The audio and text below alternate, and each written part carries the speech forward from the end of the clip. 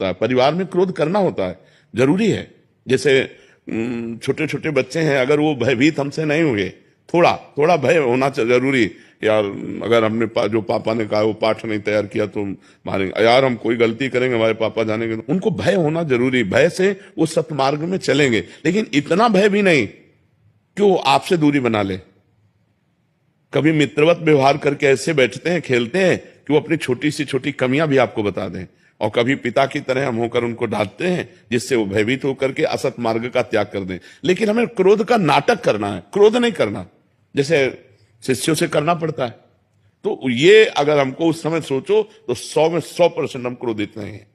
हम अपनी नौकरी निभा रहे हैं, हमें गुरु भाव से उन्होंने स्वीकार किया। अगर उनकी गलतियां बन रही तो हमारा कर्तव्य है उनको डांट करके अच्छे आचरणों में युक्त करना। ऐसे आप पिता है, अगर अपने पुत्र को अच्छे आचरणों से युक्त करना है तो कभी कभी क्रोध का नाटक करना पड़ता है। तो अगर पिता का शासन पवित्र है तो अब आजकल शासन ही नहीं रह गया है। बच्चे पढ़ लिख करके माता पिता का अपमान कर रहे हैं, माता पिता की अवहेलना कर रहे हैं, क्योंकि बच्चापन से डाली नहीं गई बात।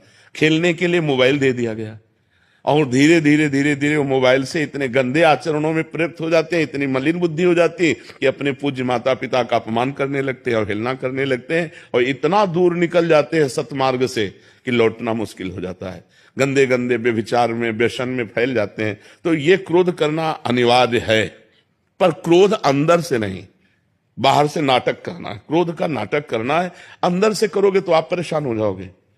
बस वो मारना नहीं है, मारने की एक्टिंग पूरी करने के, बाप रे आज तो बच गए, ऐसा करना है।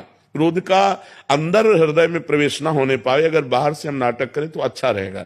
परिवार में अगर अब माता पिता शराब पी रहे हैं, माता पिता गंदी बातें कर रहे हैं, माता पिता गंदे दृश्य देख रहे हैं, तो बच्चों पर आचरण नहीं पड़ेगा।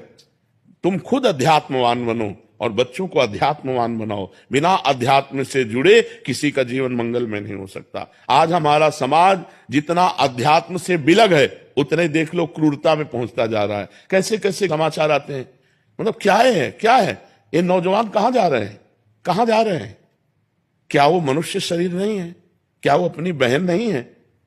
आप कैसा व्यवहार कर रहे हैं? अध्यात्म तो चराचर जगत को मंगल में बना दे, लेकिन जुड़े ना जब, अब वो राक्षसी प्रवृत्ति से जुड़े, आधुनिकता से जुड़े, मंगल में भाव है नहीं, तो देखो कैसी कैसी गंदी बातें होती है। अब आजीवन सजा होगी, एक गलती का परिणाम आजीवन सजा, जीवन बर्बाद हो गया। पढ़ाई लिखाई स्वस्थता सब जाओ जेल, या तो फांसी की सजा या तो जेल। ऐसे ऐसे आचरण होने लगे हैं। तो हमें लगता है बहुत संभलना चाहिए, और अध्यात्म में जुड़कर भगवान का नाम जब अपने बच्चों से भी कराना चाहिए।